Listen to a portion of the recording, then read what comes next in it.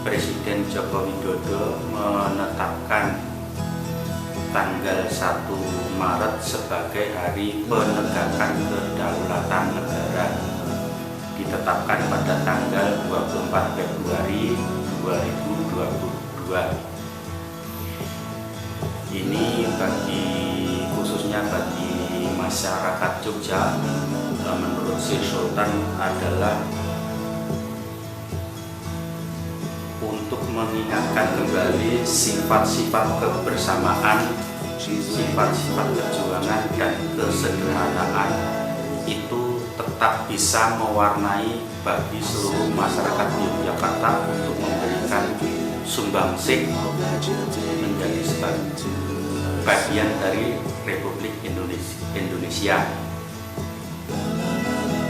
Kemudian ini saya bacakan petikan Kepres nomor 2 tahun 2022 tentang penegakan kedaulatan negara.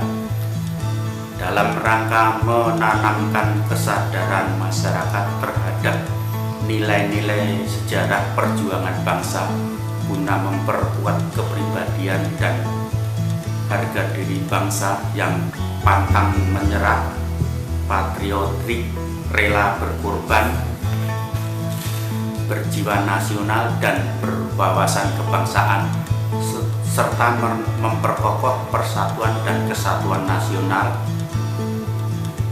Pemerintah perlu menetapkan tanggal 1 Maret sebagai Hari Penegakan Kedaulatan Negara, mengingat pasal 4 ayat 1 Undang-Undang Dasar Negara tahun 1945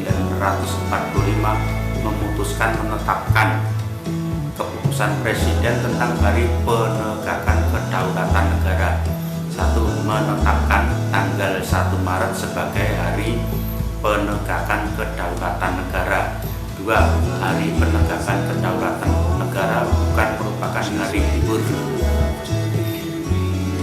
Itu petikan dari Kepres nomor 2 tahun 2022.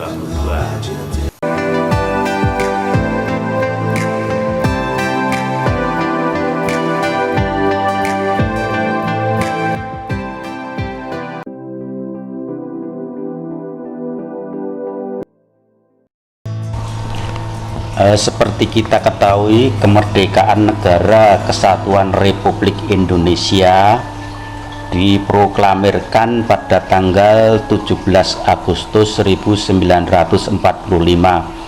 Pada tanggal itu berdirilah Negara Kesatuan Republik Indonesia. Namun dalam perjalanannya Negara Kesatuan Republik Indonesia mengalami rongrongan dari pihak asing mengenai kedaulatan negara. Rongrongan ini sampai pada tahun 1949. Puncaknya Negara Kesatuan Republik Indonesia berhasil mempertahankan kedaulatannya pada tanggal 1 Maret 1949 yang dirongrong oleh Belanda yang terkenal dengan serangan umum 1 Maret. Maka Presiden Republik Indonesia Joko Widodo menetapkan tanggal 1 Maret sebagai Hari Kedaulatan Negara. Terhadap penetapan 1 Maret sebagai Hari Penegakan Kedaulatan Negara oleh Joko Widodo ini mengandung pro kontra.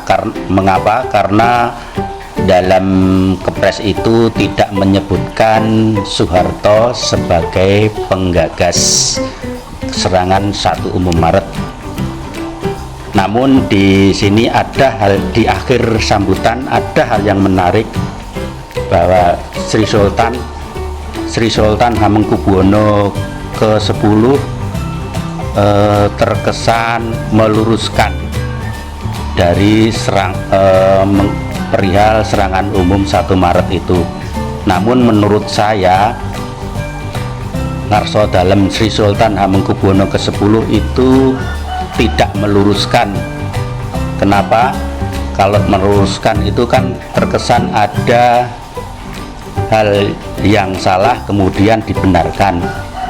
Tapi menurut saya Ngarso dalam Hamengkubuwono ke-10 itu menyampaikan hal yang belum diketahui masyarakat umum secara resmi perihal serangan umum 1 Maret. Ini terlihat dari ngendika Ngarso Dalem di akhir sambutan itu, bahwa Ngarso Dalem menyampaikan bahwa ini hal itu dia ketahui dari ayahandanya, yaitu Hamengkubuwono ke-9, bahwasanya sebetulnya menurut cerita almarhum ayahandanya, yaitu Ngarso Dalem Hamengkubuwono ke-9, mestinya peristiwa itu tidak terjadi pada tanggal 1 Maret, tetapi pada tanggal 28 Februari. Tetapi karena bocor atau diketahui pihak Belanda, kemudian serangan diundur pada tanggal 1 Maret. Itu menurut penjelasan dari Ngarso Dalem Hamengkubuwono ke-10, bahwa Hamengkubuwono ke-9 menceritakan hal itu kepadanya. Dalam kesempatan itu Sri Sultan juga dengan arif atau sangat bijaksana menyebutkan bahwa ada seseorang, atau dia nggak mau menyebut nama ataupun dari mana, bahwa waktu itu Sri Sultan tidak mempunyai hak atau tidak bisa berkomunikasi lebih jauh dengan aparat tentara maupun kepolisian, karena merupakan porsi sendiri antara orang sipil dan orang militer. Jadi menurut ngendika Ngarso Dalem HB 10 ini, bahwa ada seseorang dari museum atau dari mana, dia nggak mau menyebutkan, bahwa militer tidak bisa berkomunikasi dengan Sri Sultan Hamengkubuwono ke-9 karena Sri Sultan Hamengkubuwono ke-9 itu bukan militer tapi dia orang sipil.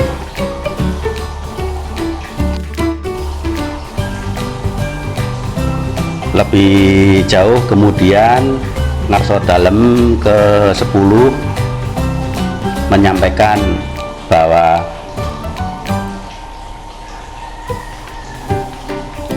Sri Sultan Hamengkubuwono ke-9 itu waktu itu di samping sebagai gubernur DIY, pada peristiwa 1 Maret itu beliau adalah Menteri Pertahanan Republik Indonesia, dan beliau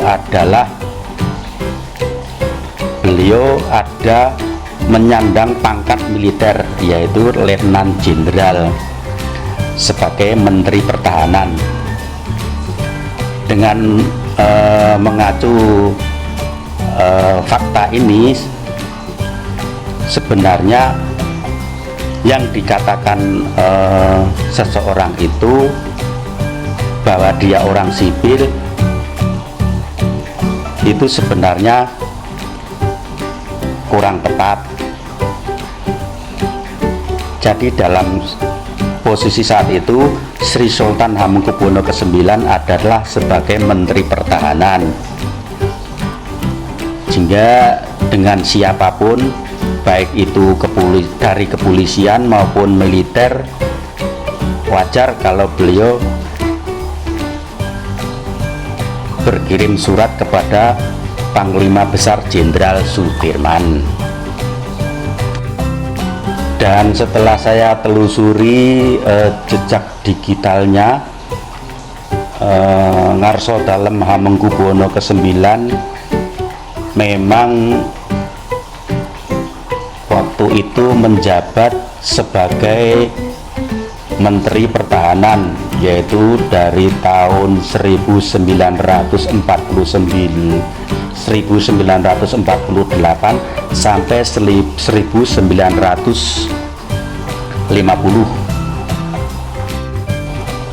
Dan beliau pada waktu itu, Ngarso Dalem Hamengkubuwono ke-9, memiliki pangkat Jenderal TNI, yaitu memiliki pangkat dari keputusan presiden. Ini Jenderal TNI TIT, kutipan keputusan Presiden RI nomor 14 tahun 1950 tentang pemberian pangkat militer tituler jenderal kepada JM Hamengkubuwono ke-9. Dalam kesempatan itu, Ngarso Dalem Hamengkubuwono ke-10 juga bercerita lebih jauh, yang ini pastinya diceritakan juga oleh ayahandanya kepada Ngarso Dalem Hamengkubuwono ke-10, sehingga pada waktu penyerahan kedaulatan tanggal 18 November 1949 di Tetek Sepur Utara Hotel Garuda, Sri Sultan Hamengkubuwono ke-9 sebagai Menteri Pertahanan diserai tanggung jawab oleh Perdana Menteri, yaitu untuk penanggung jawab keamanan dan ketertiban bagi pelaksanaan mundurnya tentara Belanda dari kota Yogyakarta, di mana di dekat Hotel Garuda itu juga ada monumennya yang mengingatkan peristiwa itu. Diceritakan juga lebih jauh oleh Sri Sultan Hamengkubuwono ke-10 bahwa peristiwa 10 November yang terjadi di Surabaya pada saat itu, Suwargi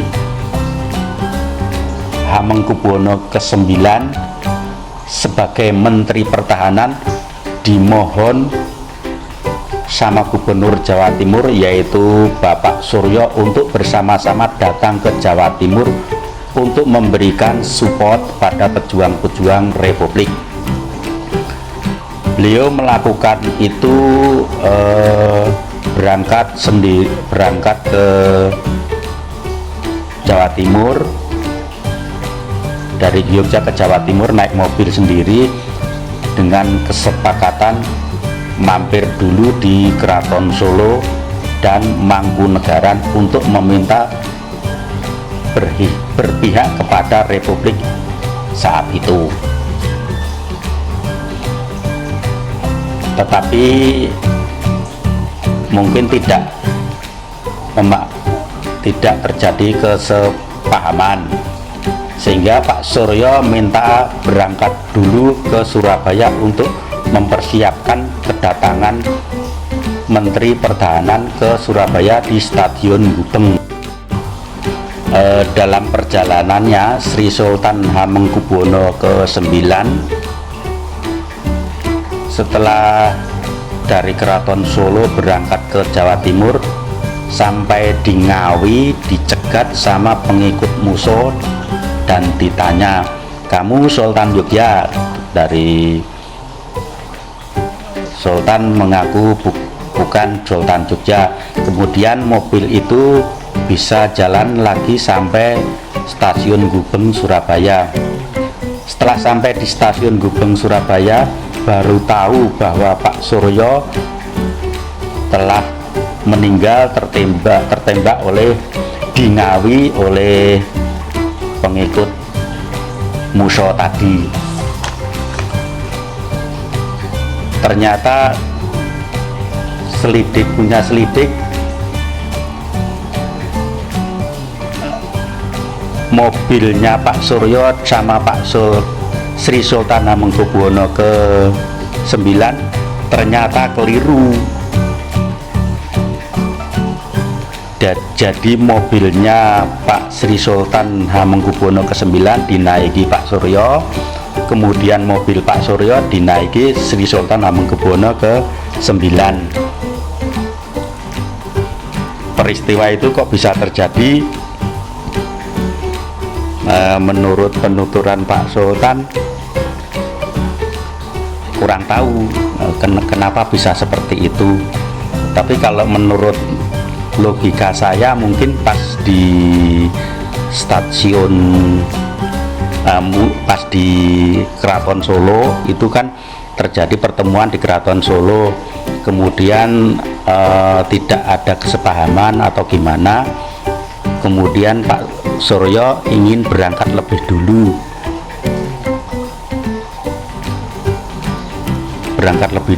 terus Pak Suryonya mungkin salah naik mobil, juga nggak tahu atau bagaimana, salah naik mobil, yang dinaiki itu mobil Sri Sultan Hamengkubuwono ke-9, sehingga yang berangkat duluan Pak Suryo itu, tapi mobilnya Pak Sri Sultan Hamengkubuwono ke-9, mungkin seperti itu. Jadi sebetulnya Pak Suryo itu salah sasaran. Yang ingin dihabisi dari pengikut Muso adalah Sri Sultan Hamengkubuwono ke-9 yang notabene waktu itu sebagai Menteri Pertahanan. Dan ada cerita lagi juga yang disampaikan oleh Ngarso Dalem Hamengkubuwono ke-10. Ini adalah kesempatan resmi untuk menyampaikan hal-hal yang belum diketahui masyarakat umum, bahwa Hamengkubuwono ke-9 itu tidak meminta kepada presiden untuk pindah ke Yogyakarta, tetapi yang betul adalah pada saat itu Nehru yang paling getol untuk membantu Indonesia, karena baru India yang mengakui Indonesia saat itu, di mana dirasa tidak aman, maka menyarankan pindah dan sudah dibicarakan dengan matang. Apabila karena Belanda sudah masuk, kalau ditangkap apa yang harus dilakukan itu semuanya sudah didesain, sehingga dasarnya bukan almarhum Ngarso Dalem Hamengkubuwono ke-9 yang meminta pindah ke Yogyakarta, tetapi permintaan dari Presiden RI untuk pindah ke Yogyakarta, karena di Jakarta dirasa tidak aman. Beliau hanya mengatakan yang bersedia hanya Yogyakarta, Sultan Yogyakarta. Jadi jangan sampai bahwa Sultan yang meminta pindah ke Yogyakarta, tapi Presiden RI Soekarno yang menawarkan pindah ke Yogyakarta. Jadi itu yang disampaikan Ngarso Dalem Hamengkubuwono Jadi itu yang disampaikan Ngarso Dalem Sri Sultan Hamengkubuwono ke-10 berkaitan dengan 1 Maret sebagai hari penegakan kedaulatan negara, di mana Sri Sultan Hamengkubuwono ke-9 sebagai pemrakarsa serangan umum 1 Maret. Di akhir sambutan Sri Sultan menyampaikan menurut saya tidak meluruskan, tapi menyampaikan hal-hal yang belum diketahui oleh masyarakat, sekali lagi perihal tentang serangan umum 1 Maret di forum yang resmi. Oleh karena itu merupakan forum yang resmi, maka Sri Sultan